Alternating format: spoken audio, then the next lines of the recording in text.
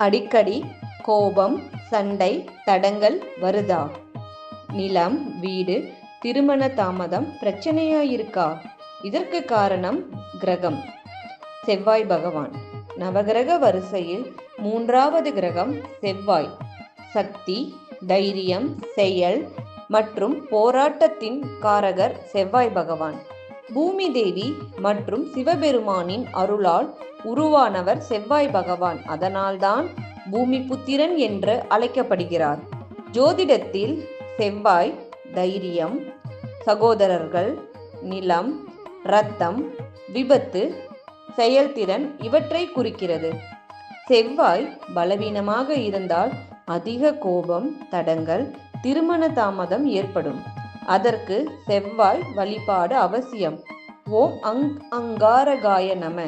செவ்வாய்க்கிழமையில் இந்த மந்திரத்தை கூறினால் செவ்வாய் தோஷம் குறையும். செவ்வாய் அருளால் தைரியமும் வெற்றியும் கிடைக்கும்.